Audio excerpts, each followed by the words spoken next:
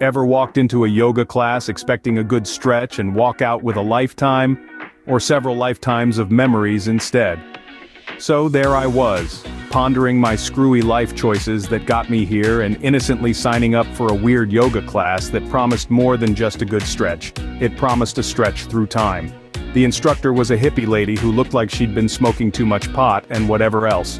She claimed she taught time travel yoga, and she said she once taught Cleopatra the Cobra pose, and I thought sure, and I'm the reincarnation of Mark Anthony's personal trainer. Our first pose was called the Deja Vu Downward Dog. As I bent into position, a wave of nostalgia hit me. Suddenly I'm back in 2019 staring at my goldfish, Bubbles, who was giving me that, "You forgot to feed me, didn't you?" look. I snapped back to the present, feeling a pang of guilt. Do fish hold grudges across lifetimes? Next, we moved on to the Tomorrow's Tree pose. The instructor said it was for balancing the uncertainties of the future. I tried to steady myself, focusing on next week's possibilities, but, in my dumbass style, I lost my balance and toppled over. And apparently next Thursday, I'll be opting for donuts over jogging. Who knew my future was sprinkled with such sweet indecision? Yum. Then came the Quantum Leap Lotus. As I painfully folded myself into the pose, I was transported through various significant moments in history. I caught Newton in an Apple headshot, Shakespeare penning love tweets to his latest crush. Who knew history's wilder than a jello shot party?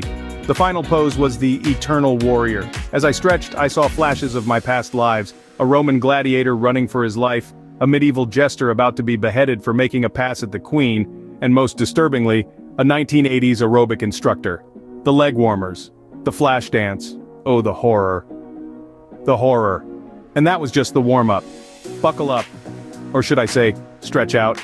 It's about to get a lot weirder. Post-goldfish guilt trip, I geared up to wobble into the future again with Tomorrow's Tree pose. It's like a magic 8-ball, but instead of shaking it, you just try not to fall over. Supposed to balance your future, or at least give you the grace of a tipsy flamingo playing cosmic tug-of-war. As I stood on one leg, arms reaching for the sky like a tree reaching for the sunlight, I was supposed to see a vision of my future. You might be thinking, wow, lottery numbers, stock market predictions, the fate of the universe. Well, hold your horses, Nostradamus. Instead, I found myself in a heated debate next Monday night about whether to work out or catch a game with the boys and gorge on some pizza and beer. The future me seemed to be in the throes of an existential crisis, weighing the pros and cons of each choice like they're the scales of justice. On one hand, working out, my passion to be healthier, and my attempt to look studly for the ladies. On the other, the game. Sports, pizza, spicy buffalo wings, beer. The brotherhood of it all. The indecisive tension was palpable. I could feel my heart palpitating. I could see myself wrestling with the decision. The sweat on my forehead glistening and the quivering lower lip too. I could almost hear the dramatic dun dun dun in the background.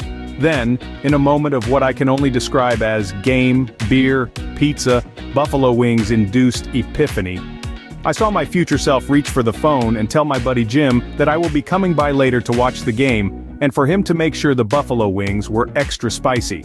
Yes folks, my future self abandoned the quest to work out in an attempt to look sexy for the ladies and decided to go for a beer, pizza, buffalo wings infused Monday night football game with the boys instead. I toppled over, my concentration broken by the earth-shattering revelation of my future self. I mean, who needs fortune cookies when you can predict your future life choices through a hippie time travel version of yoga? Am I right? Take that, Back to the Future. And whatever with you 12 monkeys, I got you all beat. As I picked myself up, I couldn't help but chuckle. If that's the biggest decision I'll be making next week, then I need to buckle up for a thrill ride on the lazy river of my life. So there you have it. The Tomorrow's Tree pose, where the future isn't full of flying cars or robot overlords, but rather an epic battle between working out and Monday night football with the boys. Next on the time travel yoga agenda, the Quantum Leap Lotus. Now, if you thought the Tomorrow's Tree pose was a trip, brace yourself for a full-fledged journey through the annals of history. As I folded my legs into the lotus position, and also realizing I am not flexible enough for the dragon position that my girlfriend has been speaking of anyway, I felt a jolt of energy, like I'd plugged the universe's USB port directly into my ouchie. Suddenly, I'm in a 17th century orchard watching a disgruntled and cursing Isaac Newton get a physics lesson from a falling apple. "Gravity, huh?" I muttered, wishing I could offer the poor guy an aspirin. He said, "Gravity, is that a French word?" "Nope, it is my special word for you today." And then suddenly, I'm whisked away to Elizabethan England. I'm in a room with William Shakespeare, who's furiously scribbling away. It was like watching a reality behind the scenes of a sonnet show. The bard paused, stroking his beard, apparently stuck for a rhyme. I started to bust some rhymes for him like, "Try my big love, my little dove." He shot me a look that said, "What the F?" But nothing, and I mean nothing, could prepare me for my final revelation. I was transported to the 1980s, the era of big hair, bigger shoulder pads, and the biggest fitness craze, aerobics. There I was, smack in the middle of a high-energy workout routine complete with leg warmers and let's get physical. Yes, you heard it right, leg warmers. Those woolly neon atrocities that should have been banned by the fashion police.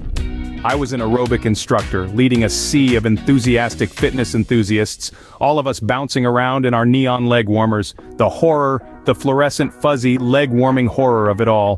And then, as quickly as it all started, I was transported back to my yoga class and heard the raspy, pot-smoke-damaged voice of my hippie yoga instructor. As I left the class, I realized I was bringing home more than just a good stretch. I was carrying the weight of multiple timelines on my shoulders. And not just because of the eternal warrior pose. I had become a temporal tourist, a yogi of years gone by and a soothsayer of epic proportions. And let's not forget the leg warmers. Oh, the leg warmers. They haunt me in my sleep.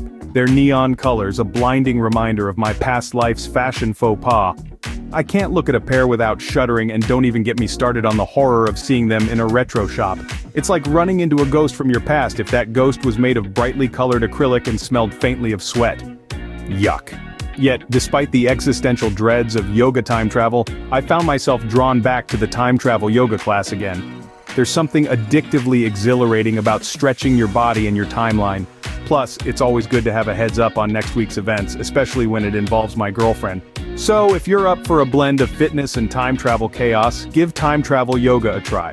It's a workout for your body, mind, and space-time continuum. Just remember to brace yourself for the universe's USB cable to be plugged in your ouchie.